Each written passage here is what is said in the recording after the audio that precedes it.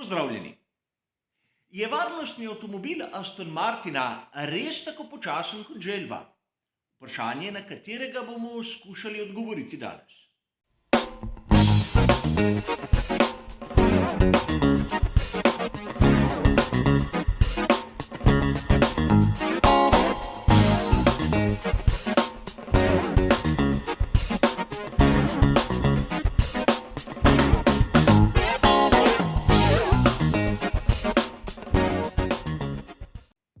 Max Verstappen je po veliki nagradi Avstralije sprožil manjšo polemiko. Namreč imel je kar nekaj besed o hitrosti varnostnega avtomobila Aston Martin na tej veliki nagradi. Primerjal ga je z želvo in dejal je, da ohranjanje temperature pnevmatik je bilo izjemno težavno. George Russell je temu dodal, da ukolikor bi bil varnostni avtomobil znamke Mercedes, kaj takega se ne bi zgodilo, ampak George Russell vozi za tovarniško ekipo Mercedes, zato taka izjava konec koncev sploh ni niti čudna. A po drugi strani nam je jasno, da so viri zgrabili za novico in začela je odmevati po svetu, ki se rad ukvarja s Formulo 1. In odmevi so prišli do FIA, kjer so reagirali z uradno izjavo, ki so jo najprej objavili na svoji spletni strani. V tej izjavi se najprej pojasni vlogo varnostnega avtomobila.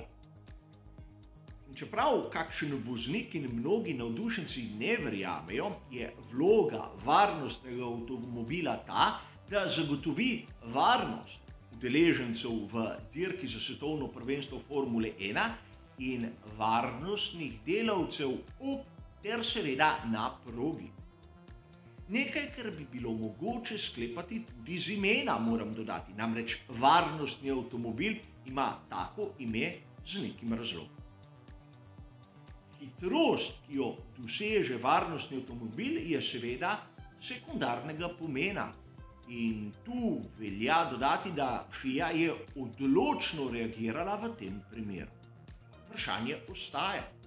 Je res varnostni avtomobil Aston Martina toliko počasnejši od onega, ki ga dobavlja Mercedes in bi morali pri britanskem proizvajalcu nekaj narediti, ali so zadeve morda tudi drugačne?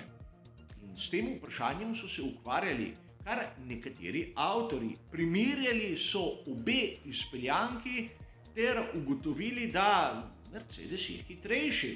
Saj tako lahko sklepamo iz tabele, ki vam jo prilagam tu ob strani. Ta je povzeta iz izjemno dobre primerjave, ki sem jo zasledil na spletni strani motorsport.com. In vidimo, da Mercedes ima malce bolj močan pogon, ima višjo končno hitrost, boljše pospeške in kar je bolj zanimivo, več oprijema. A vprašanje je, zakaj je prišlo do takega približevanja Maxa Verstappena, kajti po njegovem mnenju je bil Aston Martin prepočasen na sami ravnini. In če primerjamo tiste podatke, ki so važni na sami ravnini, torej pospeške in končno hitrost, ne vidimo bistvenih razlik. Je bil vzrok kje drugje ali res Aston Martin je napravil slab varnostni avtomobil? Sam sem si izbral malce drugačno primerjavo. Kot običajno, drugače bi le posredoval neke podatke, ki sem jih dobil od drugje. Namreč zanimivo je, da na prvih 3 dirkah v letošnji sezoni smo 3-krat videli varnostne avtomobile v Bahreinu, Saudski Arabiji in seveda Avstraliji. Na prvih 2 velikih nagradah Mercedes, na 3. Aston Martin. In sedaj bomo naredili primerjavo, ki je na prvi pogled malce nepoštena. Primerjali bomo najhitrejši krog, ki ga je dosegel Charles Leclerc prvi, drugi in tretji dirki. Ja, avtor je bil najhitrejšega kroga na vseh 3 prvih velikih nagradah in zaokroženo tisti ritem, ki so ga držali na vseh 3 dirkah za varnostnim avtomobilom. Tu sem skušal biti najbolj pošten, namreč tisti zadnji krog za varnostnim avtomobilom z reštartom je že običajno počasnejši. In v prvem krogu, ko se vodilni skuša približati varnostnemu avtomobilu, je tudi čas višji. Gre za zaokrožen čas, ki pa ne bo vplival na rezultat, a hotel bi poudariti nekaj. Ker primerjamo najhitrejši krog s krogom za varnostnim avtomobilom, je ta odstotek nerealen. V resnici je razlika bistveno manjša. Ampak tu moramo biti objektivni, namreč varnostni avtomobil se lahko začne na začetku dirke, sredini ali koncu. Zato moramo imeti neko realno primerjavo in najhitrejši krog v tem primeru je. A pojdimo na prvo dirko, veliko nagrado Bahreina. Najhitrejši krog Charlesa Leclerca, minuta 34 sekund in 570 tisočink. Varnostni avtomobil je bil na progi tam okrog 50. kroga. 49. in 50. krog sta tista dva, ki nam nekako kažeta realno sliko. Čas vožnje v tistih dveh krogih 2 minuti 25 sekund približno. In če to sedaj primerjamo med seboj, lahko ugotovimo, da najhitrejši krog je zaokroženo 65% tistega kroga za varnostnim avtomobilom. In imamo že neko primerjavo.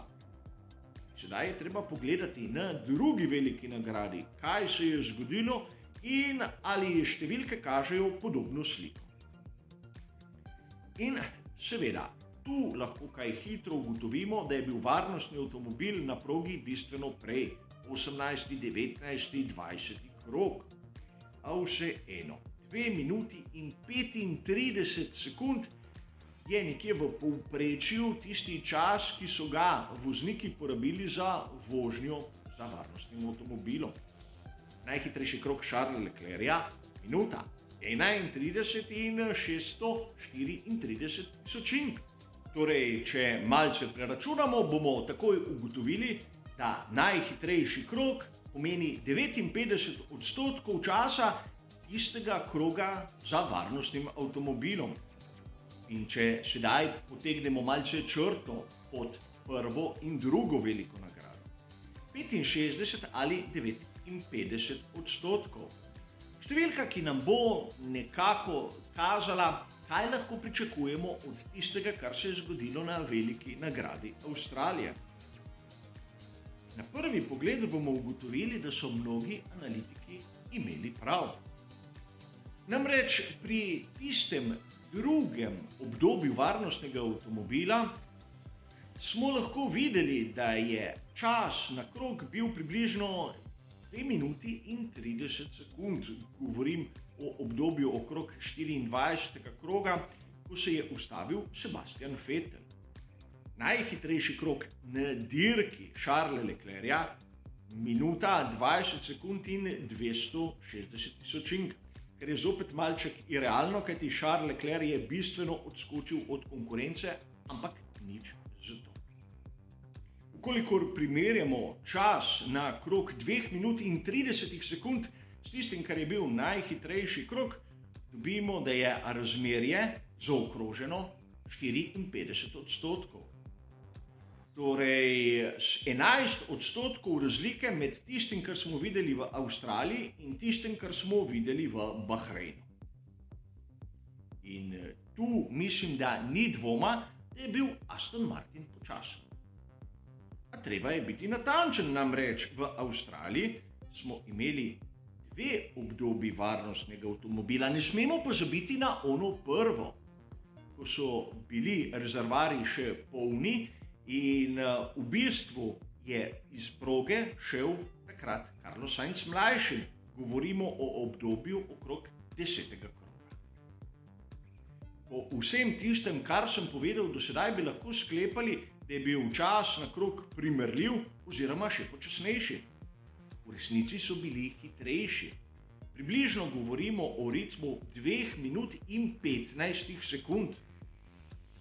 Pa bistveno spremeni naše izračune. Ukolikor ta čas primerjamo s tistim najhitrejšim krogom Charlesa Leclerca, ki je že tako nerealen, bomo ugotovili, da je razmerje 59,5 %, torej primerljivo s tistim, kar smo videli v Savdski Arabiji. Zaključek te zgodbe in kratke analize. Izgleda, da so pri FIA imeli prav. Tisto obdobje, nad katerim se je toliko pritoževal Max Verstappen, je bilo namenoma tako počasno. Varnostni avtomobil je lahko na ravnini vozil počasneje, tudi zato, da je strnil skupino, a tu Aston Martina kot proizvajalca oziroma dobavitelja samega varnostnega avtomobila ne smemo kriviti. Videli smo, da je približno tam, kot je Mercedes. In seveda, vprašanje je, zakaj pri Red Bullu ne marajo Aston Martina. Ne vem, nisem tam zraven, ampak možno je, da se hočejo tudi malce maščevati svojemu bivšemu pokrovitelju, ki pa je postal, vsaj uradno, njihov konkurent. Ko je Lawrence Stroll kupil britansko znamko skupaj s partnerji, je seveda Red Bull izgubil kar nekaj denarja. Dvomim, da je to pravi razlog. Čeprav izjava Georgea Rusla kaže v smeri, da je Mercedes boljši, ampak kot sem povedal, to je tudi pričakovano. Vseeno smo videli, da vsaj na papirju Aston Martin, kar se tiče časov na krog, ni prepočasen za varnostni avtomobil. Vse je odvisno tudi od tega, kako hitro si želi Bernd Mayländer voziti. In na to se marsikdaj pozabi. Hvala za vašo pozornost, ter seveda nasvidenje.